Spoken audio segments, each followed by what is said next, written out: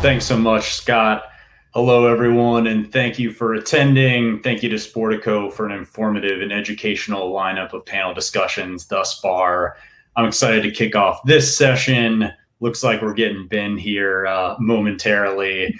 My name is Doug Fowler. I'm EVP of Partner Success at Fevo, a technology company changing the way e-commerce works. Fevo rallies your consumers and turns every purchase into a social experience right within your brand. We currently partner with over 500 organizations, many of which are in sports and live event space, including Iowa State, the Blues, and the Bucks. Today, I'm lucky to be joined, as Scott mentioned, by three rock stars in the industry. Before I introduce them, I want to just set the agenda real quick. The experience economy demands things to be quick, easy, and mobile friendly. Time is money, and being able to grab fans' attention as quickly and efficiently as possible is key. At Fevo, we've honed in on the second two aspects of these demands as a means to accomplish that first. So easy navigating checkout process, optimized for the mobile device. It's vital for consumer adoption. Once they discover it, they're going to be quick to tell their friends about it. So how do brands mobilize fans while simultaneously tapping them to galvanize their friends to come to events with them? That's what we're going to be discussing today. Without further ado, let's introduce the panelists. We're going to have Mary Pink, the Associate AD of Marketing for Iowa State University. Ben Conrad, who's now joined us, Senior Director of Database Marketing for the Milwaukee Bucks. And finally, we have Jennifer Nevins, Senior Director of Group and Promotional Sales for the St. Louis Blues. I'd like to start with you, Mary, and ask, how are you engaging fans in new ways? And can you speak to the evolution of collegiate marketing and ticket sales during your time at Iowa State? Yeah, I think way back when we started, we did print advertising, newspaper ads. We sent mailings out to people, postcards. And I think that's really changed over the time now, where it's really been a shift to social and digital. Now we don't do print advertising. We basically are reaching people by email, by using a platform like Fevo to really reach our consumers. And, I really see the shift has gone, almost majority of it onto digital. Awesome. Appreciate that, Mary. Ben, we'll kick it to you. How are you engaging fans in new ways? And can you speak to how database marketing has changed or evolved during your time at the Milwaukee Bucks? Yeah, for sure. I think, not to sound like old man River, but I've been with the team for 22 seasons. So I think a lot has changed. Everything has changed, actually. But I think the biggest change for us in recent is from a database side is, database was kind of something that was a little siloed, or people talked about it and like, are you going to use this piece of data? And Mary hit on it, whether you're mailing out stuff or DMB cards that people used to call against or things of that nature. Whereas now you're obviously doing things, everything is digital. And then for our team, it's really moved from, we're just looking at this one isolated piece of data, whether it's like your email or your sales pipeline type things. And now it's how do we use all of it together in one integrated space to continue to market intelligently to everyone with all the different data points that we have for customers. It's all about data, all about it. I'll kick this over to you, Jennifer, as well. How are you engaging fans in new ways, and how has the single game promotional messaging kind of evolved over the years? Yeah, I'll start with the single game messaging and how that's kind of changed for us. A few years ago, we started kind of changing how we market to our single game buyers. We found that for the most part, buyers were purchasing our weekend games based just on the day of the week, but our weekday games, they were purchasing based on the promotion or the theme night that was going on. So what we did is we started with those weekday games, really promoting whatever promotion or theme night was happening. And that was our one message that went out to the market. So whether it be that it's Hockey Fights Cancer Night or that we're having a hoodie giveaway, that was the one message for that night and what we would market to our fans. And then when we brought Fevo in, that really helped as well, because then it had one platform that they could go to, one web page we would send our buyers for those games to, and then they could add multiple games at one time, multiple theme nights, multiple promotions, and purchase them all at one time. As far as new ways that we are marketing this year, we're hoping to continue on with our theme nights. However, we know the state that we're all in. So the plan is to go ahead like we are having a full building, but we are going to pivot in the instance that we have limited fans in the building, and we're going to go to more of a virtual option. We feel like we want to keep those fans engaged. We don't want to lose them this year. So we want to keep them engaged virtually by still offering the theme night, encouraging them to host a theme night at their home or with their family.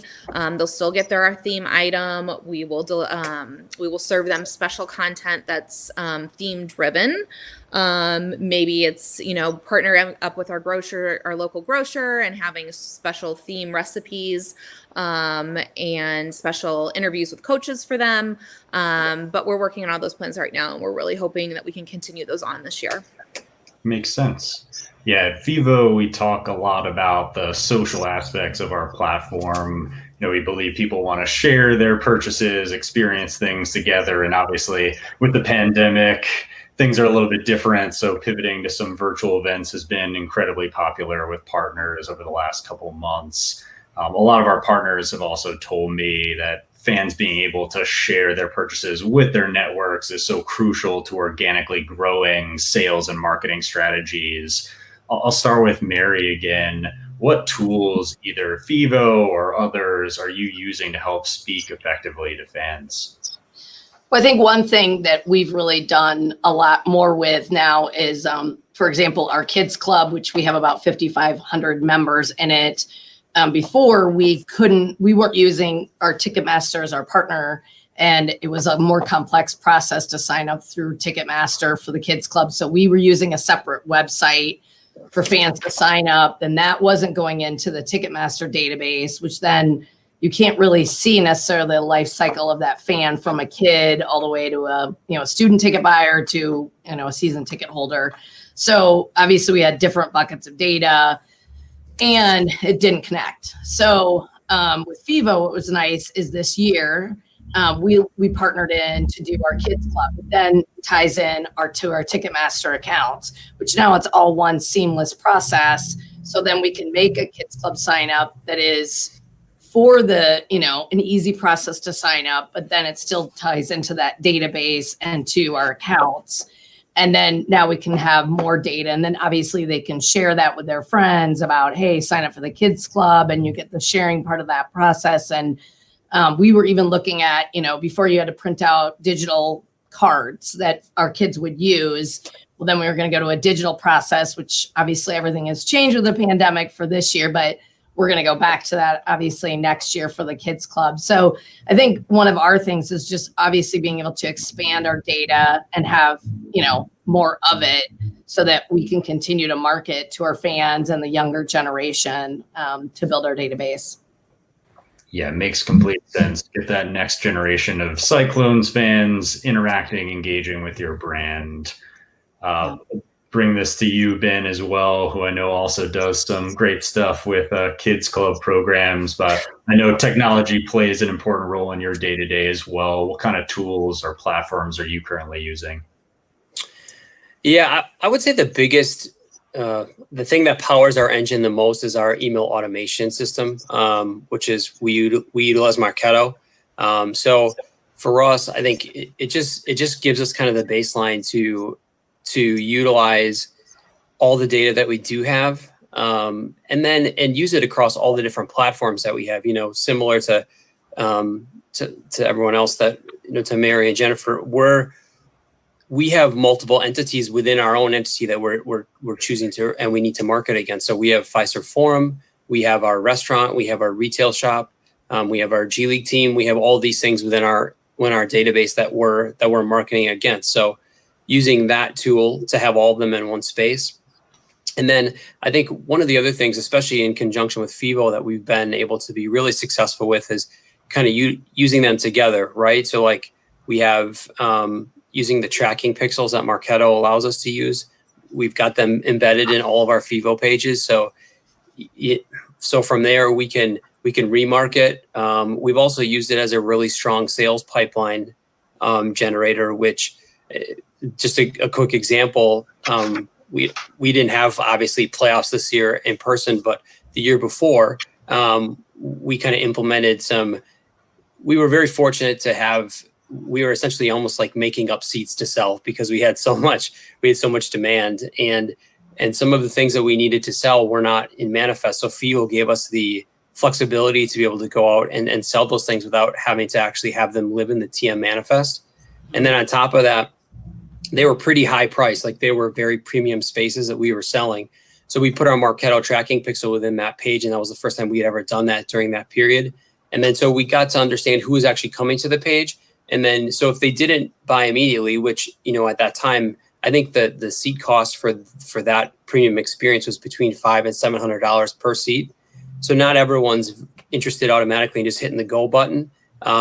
So we also took those people and created sales pipelines and sales call campaigns against those folks. So just really bringing the tools together. We had a great, quick and easy buy flow that maintained our brand and our playoff brand all the way through the process for even a premium event, not a discounted event, like a $700 per seat price. But then also knowing that if that person's not ready to do that right then and there, we can then remarket to them in a different way, whether it's through a rep or another email, because we've got all the tools kind of embedded together. Yeah, being able to know who's coming to your site, who's part of the buy flow, where in the funnel they drop off is so vital. Jennifer, I'll turn it to you as well. What tools, either Fevo or another, are you using to kind of speak to fans? How have you used promotions to engage non-traditional fans or new fans? Sure. We do a lot of what Mary and Ben spoke to as well. Something else we did was we worked on building up our text database. So especially with the student buyers. And so we're using Fizzle to sign them up and to actually send our texts, but then we were able to use Fevo to actually set up the offer, and then the link from the text goes directly to Fevo. So we're still keeping that same platform.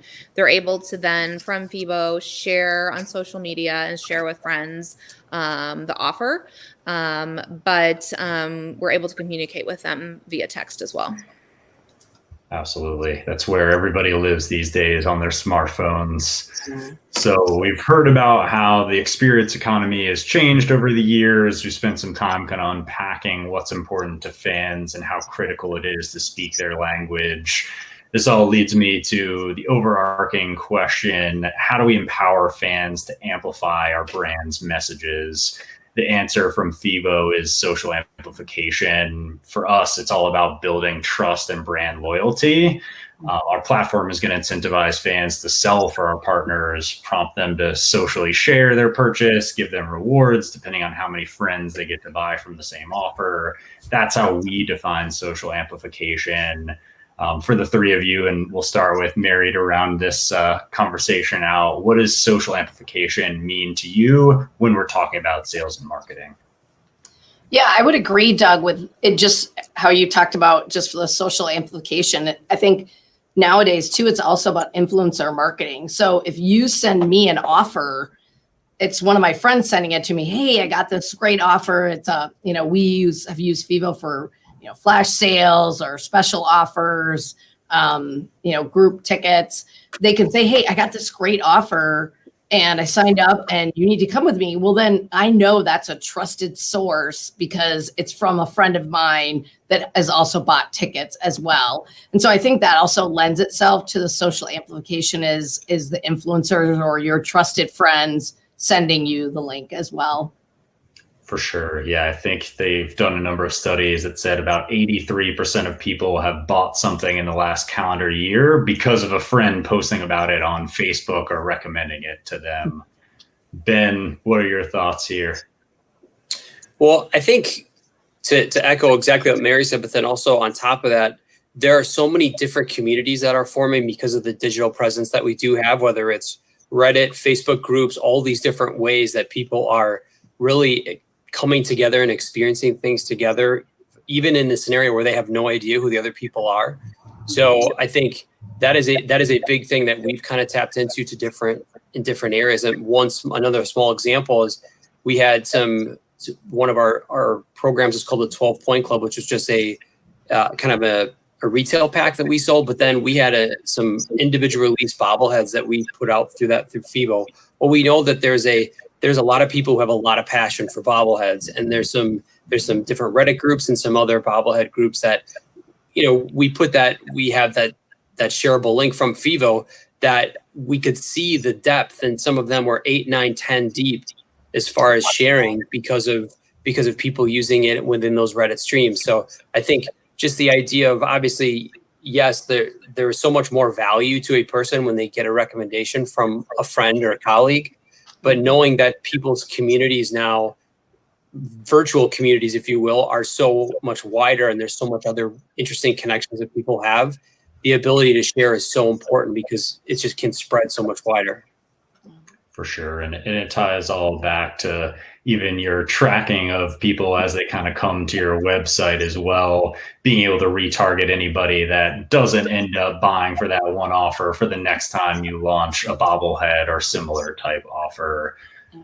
Jennifer, we'll round this out with you. What does social amplification mean to you when we're talking about sales and marketing? Well, I think it's everything that Mary and Ben said. Obviously, I know that I buy from a lot of influencers. If they're using something and they show it and it's great, odds are I'm probably going to buy it.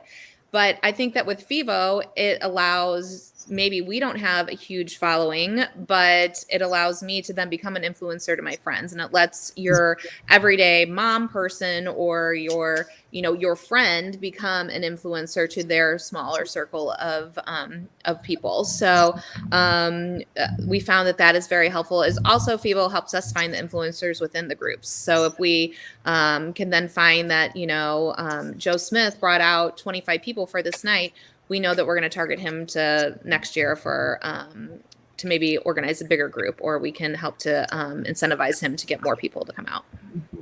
Yeah, love that. I mean, we're all about making the buy flow better, quicker, easier, more social, showing what groups are coming out to the event together, who's leading the sales, sold the most bobbleheads, as you guys are talking about, sold the most kids club.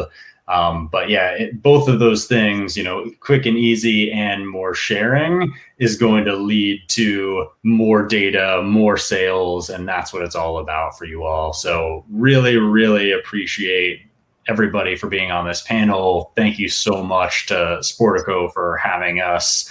Obviously, if there's anything that anybody has questions on from the audience, you can reach out to me, Doug@fevo.com. But I'll kick it over to Scott. And thank you guys so much.